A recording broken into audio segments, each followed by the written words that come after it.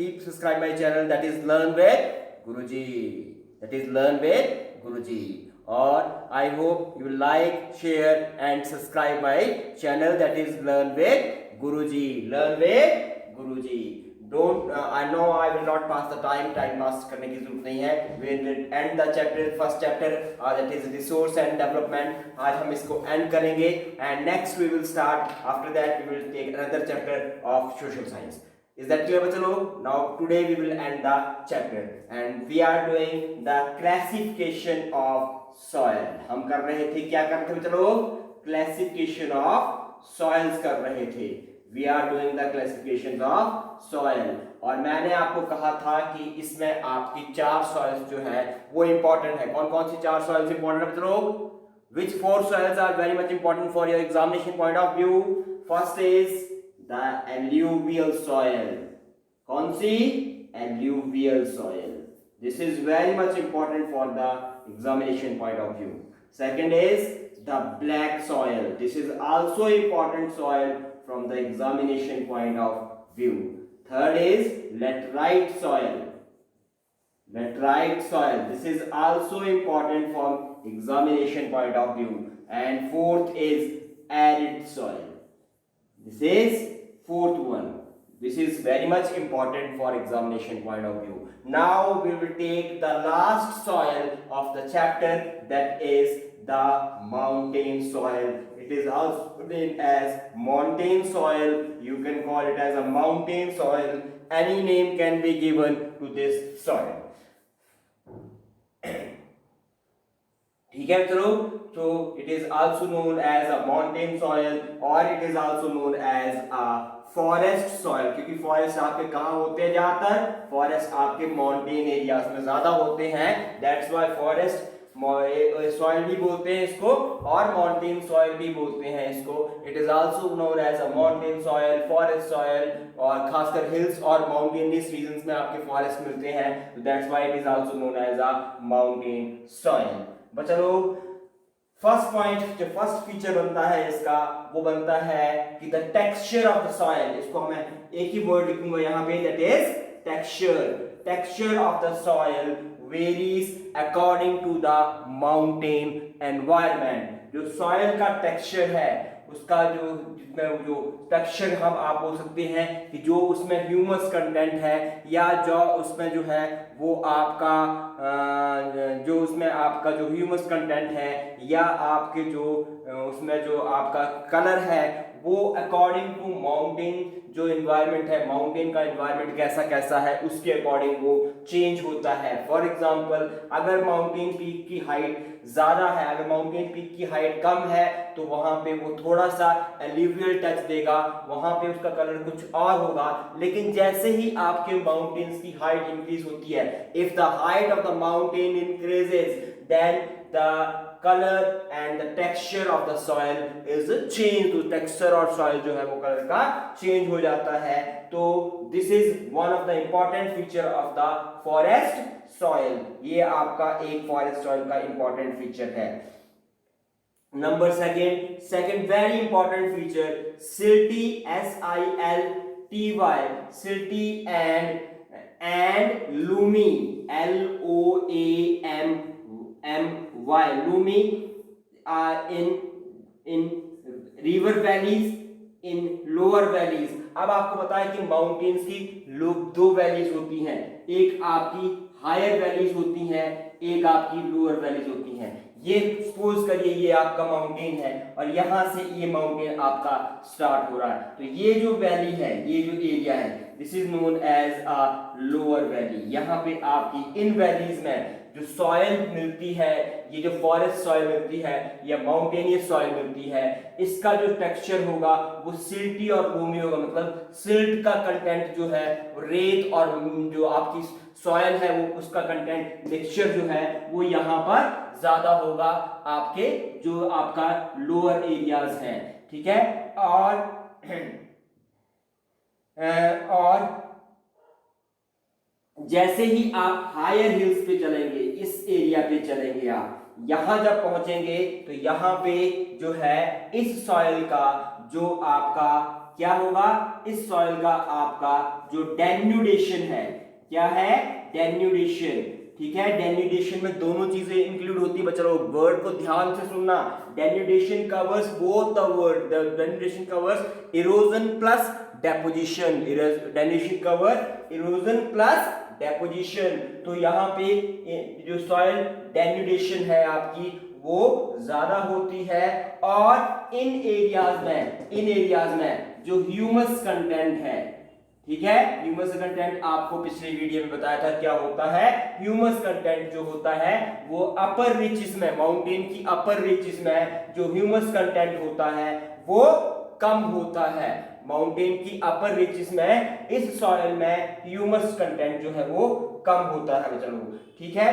तो ये आपका थर्ड पॉइंट हो गया आपका कि it has low humus content and have denudation in the higher reaches of the mountains. और मैंने आपको बता दिया कि लोअर वैलीज में ये जो सॉइल होती है that is silty and Lumi, और जो है वो जो आपका सॉइल का कंटेंट होता है वो कोर्स होता है। इसमें आप एक और वर्ड भी यूज कर सकते हैं, इसमें आप ये कोर्स वर्ड भी ऐड कर सकते हैं कि सिल्टी और लूमी और कोर्स कंटेंट होता है। जो सॉइल का टेक्सचर है वो सिल्टी और लूमी होता है, और सॉइल का एलिमेंट जो है वो कोर्स होता है, मतलब जो कण होता है, जो एलिमेंट होता है सॉइल का वो थोड़ा मोटा होता है, तो that has a course content. ये आपका थर्ड पॉइंट हो गया कि अपर रिचेस में डेन्यूडेशन सबसे ज्यादा होती है और ह्यूमस का कंटेंट आपका लो होता है। ये आ गया आपका थर्ड पॉइंट। और फोर्थ पॉइंट है आपका, जो फोर्थ पॉइंट है, अब यही सॉइल आपके जो है वो कहां मिलती है, वो आपकी जो है वो जो आपकी रिवर वैलीज हैं, जो रिवर वैलीज है। अब रिवर वैलीज कैसे बच्चा लोग, मान लीजिए ये माउंटेन है और यहां से आपकी ये जो है वो रिवर फ्लो हो रही है। अब ये जो है रिवर, आपको पता है कि रिवर जो है वो टेरेस लाइक फीचर जो है वो माउंटेन एरियाज में क्रिएट करती है। ऐसे लगता है जैसे नदी जो है वो छलांगे मार रही है, सीढ़ी से नीचे गिर रही है। तो टेरेस लाइक फीचर जो है, तो इन टेरेस लाइक फीचर्स पे, इन एरियाज पे जो है वो आपकी जो है ये सॉइल फाइंड आउट होती है। तो कभी कभी इन टेरेसेस पे जो सॉइल ये माउंटेन सॉइल या फॉरेस्ट सॉइल फाइंड आउट होती है, वो आपकी सॉइल जो है वो काफी ज्यादा फर्टाइल जो है वो होती है। इन द सॉइल टेरेसेस या in the river valley terraces, in the river valley where the river forms the terraces, this soil is sometimes very fertile in these terraces। इस terraces में जो है वो आपकी रिवर वैली में soil काफी ज्यादा फर्टाइल होती है। अब सबसे इंपॉर्टेंट क्वेश्चन अराइज होता है कि ये सॉइल मिलती कहां पर है, कहां मिलेगी। जैसा कि नाम सुजेस्ट करता है, कहां मिलेगी, इन द माउंटेनियस एरियाज। कहां मिलेगी, in the mountainous areas. This soil is formed in the mountainous areas. So next last topic of your chapter is soil erosion and soil conservation। Soil erosion and soil conservation, ये आपका कोई नया topic नहीं है बच्चा लोग, बहुत पुराना टॉपिक है आपका। ये क्लास 6 ऑनवर्ड आप इस टॉपिक को पढ़ते आ रहे हैं। हम सबसे पहले डेफिनेशन करेंगे सॉइल इरोजन की। व्हाट इज सॉइल इरोजन, किसको बोलते हैं soil erosion.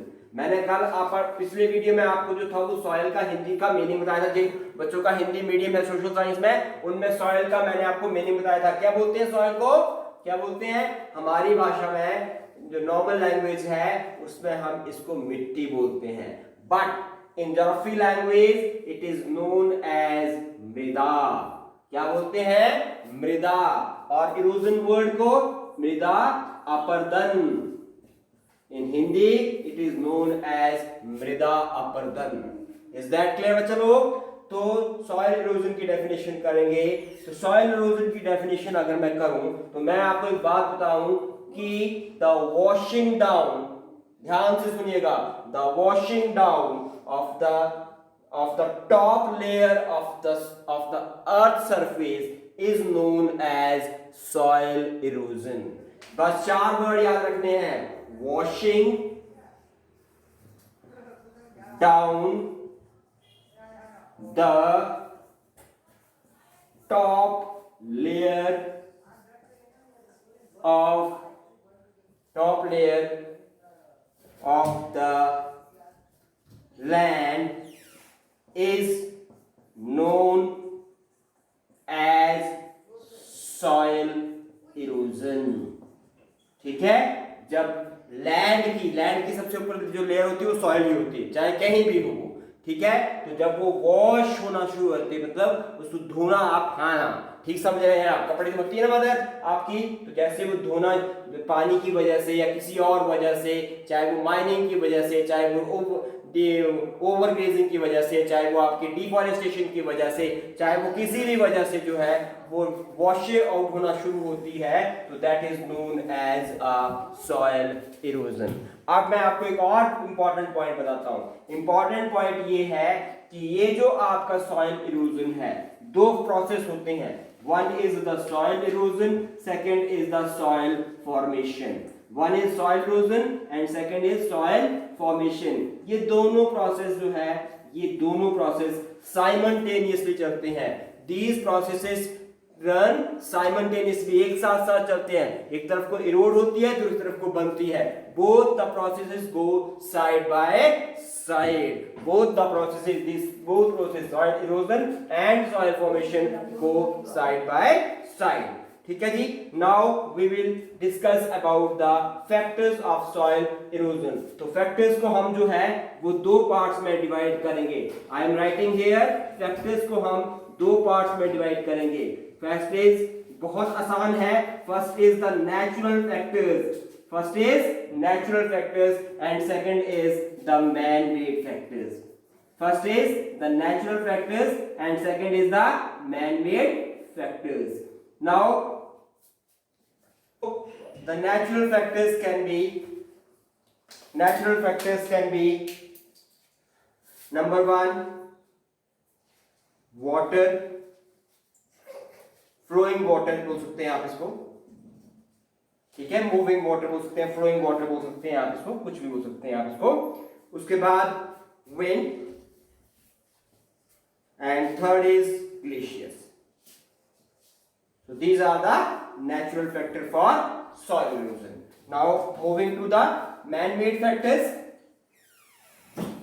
Man-made factors, man-made में आप deforestation,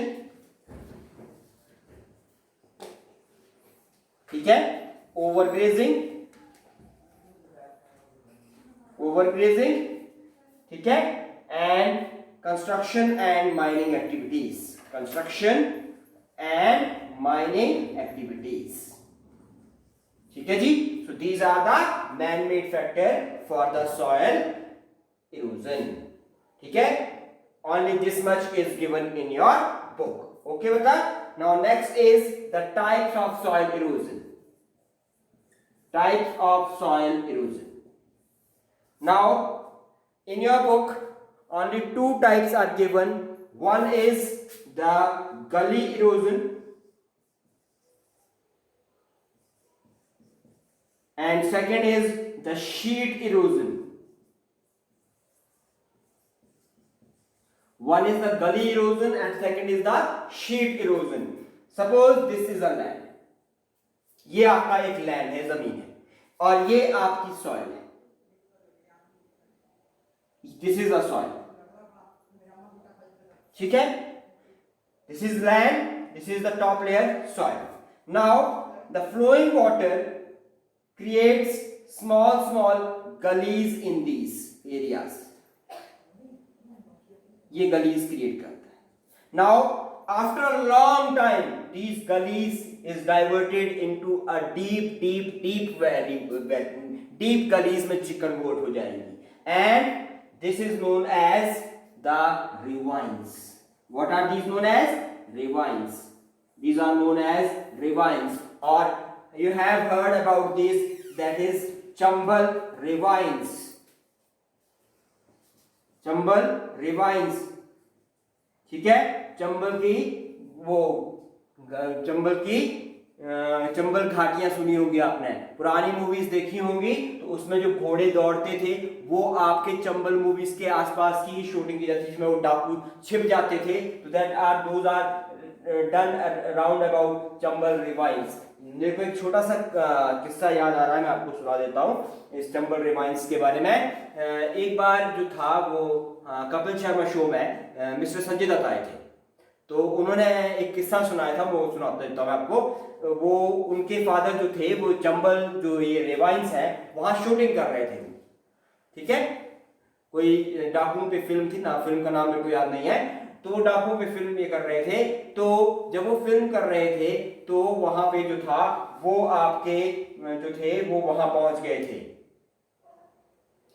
वो आपके जो थे डाकू वहां पहुंच गए थे। तो जब डाकू वहां पहुंच गए थे तो उन्होंने क्या किया कि संजय दत्त को उठा लिया। तो उन्होंने संजय दत्त को जब डाकू ने उठा लिया तो उन्होंने सुनील दत्त साहब को पूछा कि आपकी फिल्म का बजट कितना है। तो सुनील दत्त साहब ने बोला कि मेरी फिल्म का जो बजट है, उस टाइम बजट थोड़ा कम होते थे मूवीज के, तो उन्होंने कहा कि मेरा 2 करोड़ जो है वो इस मूवी का बजट है। बोला अगर हम आपके बेटे को उठा ले तो आप कितना देंगे हमें।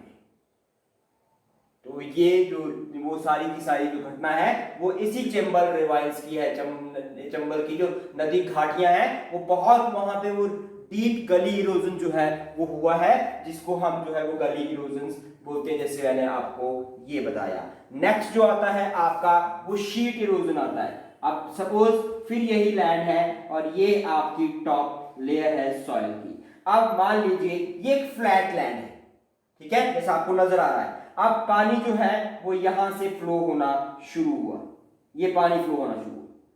अब क्या करेगा, ये पानी इस सॉइल को अपने साथ पूरे के पूरे एरिया को ही वॉश करना शुरू करेगा, क्योंकि इसके पास कहीं भी यहाँ पे स्लोप नहीं है, और जब स्लोप नहीं है तो ये पूरे के पूरे पानी को ही वॉश आउट करना शुरू करेगा। तो this is known as a sheet erosion. इसको जो है वो शीट इरोजन कहा जाता है, ठीक है जी। तो these are the two types of the soil erosion, that is one is the gully erosion and second is the sheet erosion. Now last is एक छोटा सा कंसेप्ट और है इसमें, that is wind erosion। तो ये आपका wind erosion जो है वो आपका खासकर जो एरिड एरियाज होते हैं which are near the desert areas, उनमें ये विंड इरोजन जो है वो ज्यादा होता है, बिकॉज सैंड जो पार्टिकल होता है उसके एलिमेंट्स बहुत ज्यादा लूज होते हैं। तो जब विंड आपकी फुल वेलोसिटी के साथ मूव करती है, when winds moves with a full velocity, then the loose particles moves away with the wind। तो लूज जो मूव विंड्स के साथ लूज पार्टिकल्स मूव होते हैं तो वो आपके फर्दर एरियाज में मूव कर जाते हैं, that is known as a wind erosion. ये कंसेप्ट आपका इतना इंपॉर्टेंट नहीं है, ये दो कंसेप्ट आपके गली और शीट इरोजन आपके ज्यादा इंपॉर्टेंट है। Now last is the method for soil conservation. Methods for soil conservation, ये आपका इंपॉर्टेंट टॉपिक है, क्योंकि यहाँ पे आपके 4-5 पॉइंट्स दिए हुए हैं, और ये क्वेश्चन आपका 4 मार्क्स का भी आ सकता है, ये क्वेश्चन आपका 5 मार्क्स का भी आ सकता है, ये क्वेश्चन आपका 3 मार्क्स का। It can be asked for 3 marks, 4 marks और 5 marks, whatever the marks distribution will be given by the CBSE. It can be asked in any way, method for soil erosion. So first method, there are various methods for soil erosion, that is contour plowing. First is contour ploughing, पहले मैं लिख देता हूं फिर आपको बता दूंगा क्या होता है contour ploughing. Terrace farming,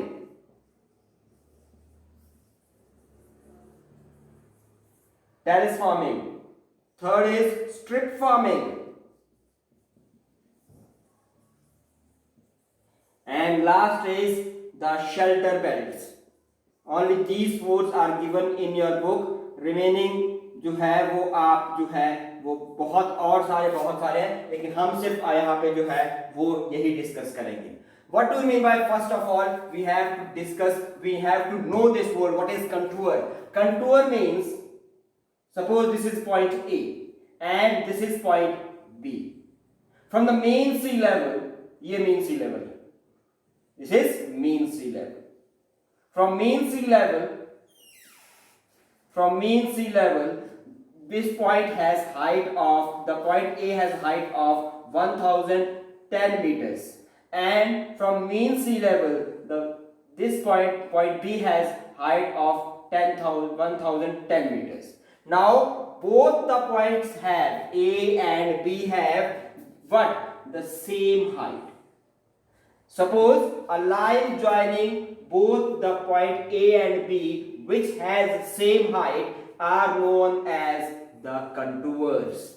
The line joining both the heights, both having the same heights, is known as the contour. If we goes towards the upper reaches, towards the Bharmar region in Himachal Pradesh, you will see the fields are not plowed in this manner. They did not plow the field in this manner. They plow the field in this manner.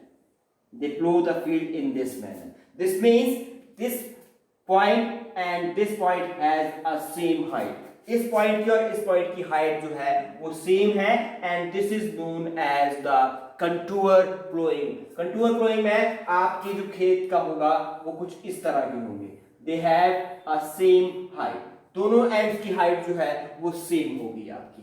Contour ploughing और terrace farming आपकी approximately simultaneously चलती है.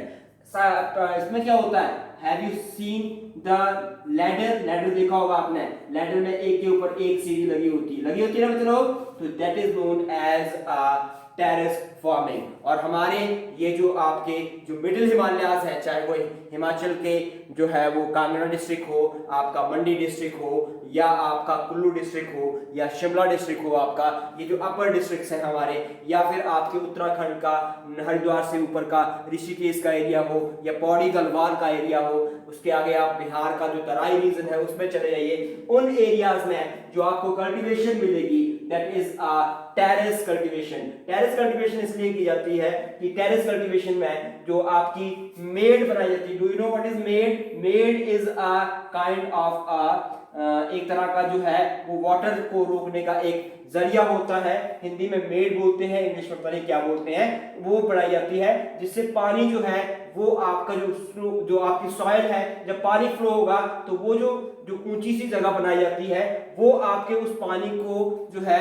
जो मिट्टी है, जो आपकी soil है, उसको इरोड होने से बचाती है. तो that is known as a terrace farming. तो टेरेस फार्मिंग से भी आपकी जो है वो सॉइल इरोजन रुक जाती है. तीसरी आती है आपकी स्ट्रिप फार्मिंग. स्ट्रिप फार्मिंग जो है ये खासकर हमारे जो प्लेन एरियाज हैं उसमें की जाती है स्ट्रिप फार्मिंग. स्ट्रिप फार्मिंग में क्या होता है? Suppose this is a field और यहाँ पे बीच में ये जगह जो है वो खाली छोड़ जाती है. यहाँ पे भी आपकी क्रॉप प्रोडक्शन की जाती है, यहाँ पर भी आपकी क्रॉप प्रोडक्शन की जाती है, दोनों तरफ. और बीच में जो है वो घास उगाई जाती है. अब घास इसलिए उगाई जाती है कि जब सरफेस विंड्स मूव होंगी, दो तरह की विंड्स पढ़ के आए होंगे आप क्लास 9th में. एक सरफेस विंड होती है, एक अपर एयर सर्कुलेशन होती है. जब सरफेस विंड्स मूव होती है तो ये जो ग्रास की स्ट्रिप है ये सरफेस विंड्स की जो स्पीड है या वेलोसिटी है उसको डिक्रीज करती है, और जो क्रॉप जो हमारा सॉइल जो आपका जो सॉइल इरोड होनी थी वो ये जो ग्रास की स्ट्रिप है ये सॉइल को इरोड होने से बचा लेती है. तो इस तरह से जो है वो आपकी सॉइल कंजर्वेशन जो है, ये स्ट्रिप फार्मिंग जो है वो आपकी सॉइल कंजर्वेशन को बचाती है. लास्ट जो आती है दैट इज शेल्टर बेल्ट्स. तो शेल्टर बेल्ट्स जो है वो आपकी जो है वो एरिड और सेमी एरिड रीजन्स में लगाई जाती हैं. वहां पे जो ट्रीज हैं आपके बड़े बड़े ट्रीज जो है वो एक लाइन में लगाए जाते हैं. इनका भी सेम वही काम होता है. ये जो है स्ट्रिप फार्मिंग जो है वो सरफेस विंड के लिए है, जबकि ट्रीज जो ये शेल्टर बेल्ट्स हैं ये आपके जो है जो अपर एयर सर्कुलेशन है उसको रोकने के लिए है कि ये एक लाइन में से लगाई जाती है. Suppose wind is blowing from this side, if wind blows they will reduce the velocity of the wind, and the soil which is eroded with the help of that wind may be stop here due to these shelter belts. वो आपकी shelter belts की वजह से जो है वो stop जो है वो रुक जाती है. तो ये these are the methods for the soil conservation. ये आपके सॉयल कंजर्वेशन के मेथड है। With this we have finished your first chapter that is resource and development. I hope notes आपको मिल रहे होंगे। आज आपको सारे के सारे या जो लास्ट टॉपिक हमने किया उसके नोट्स मिल जाएंगे। और मैं अपने डायरेक्टर साहब को भी ये बोलूंगा कि डायरेक्टर साहब आज सॉइल का जो मैप है बुक में वो डाल दीजिएगा। Please like share and subscribe my channel that is learn with Guruji.